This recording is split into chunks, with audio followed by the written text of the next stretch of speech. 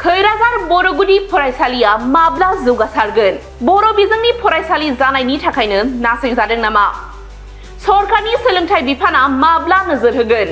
बर' बिजोंनि खैराजार गुदि फरायसालियाव नांगौ बादि थाखो खथा आरो गोग्गो दैनि राहा गैया लेट्रिन इउरिनेल ओंखाम संग्रा न'। तामुलपुर खोन्दो गुदि सोलोंथाइ बिफाना मा राहा लागोन? खैराजार बर' गुदि फरायसालिनि जौगानायखौ लानानै रायजो राजानि सोंथि।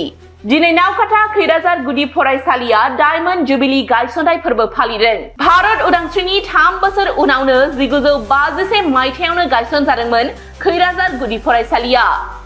75 बोसोर जालांबाय, नाथाय फारफ्रोमबो बिथिङावनो सरकारजों नासयजाबोदों।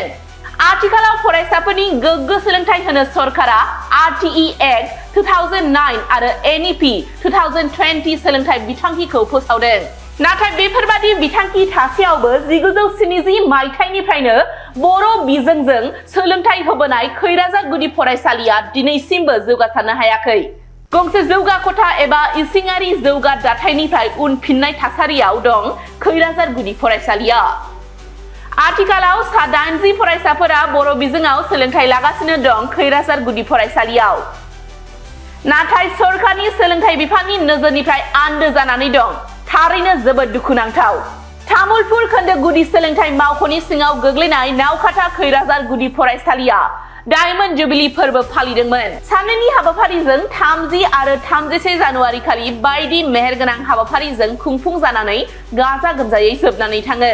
बे हाबाफारियावनो बिटिआरनि EN गणेश कसारी, तामुलपुरनि DI अरुणजय ब्रह्म, नावकाथा जौसिन फरायसालिनि गोरायुं रबिराम ब्रह्मजों लोगोसे गोबां सोलोंथाइगिरिया बाहागो लादोंमोन। कमिटिया दासो आंखौ फोरमायदों ओंखारनायखौ दय बुङाखैमोन, दासो ओंखारना बुंदों। आं बेखौ बेबस्था लागोन जेसे हायो। आङो सरकारनिफ्राय बे क्लासरुम एक्सटेनसननि खोथा बुंदों, बेखौ मावनाय जागोन। बेखौ आङो फोरमायबाय कमिटिनि दैदेनगिरि बिथांमोननिसिम। आरो दिनै बेहाय खैराजार गुदि फरायसालिनि 75थि बोसोरारि बेवहाय फालिनाय जादों। साननैनि हाबाफारि लानानै बे स्कुलनि फरायसा फरायसालिफ्रा मोजां रोखोमै बेवहाय पार्टिसिपेट खालामदों। आरो बेहाय बे स्कुला जोबोद पुराना आरो बे गुदि फरायसालियाव फरायनानैनो सासे सामिन्द्र नार्जारि होननाय इन्जिनियारबो जाहैनो हादोंमोन। बिथाङा रिटायारबो लाबाय, आजिरा मोनलायबावबाय। PHC डिपार्टमेन्टनि बिथाङा सुपारिनटेन्डेन्ट जानानै रिटायार लादों आरो।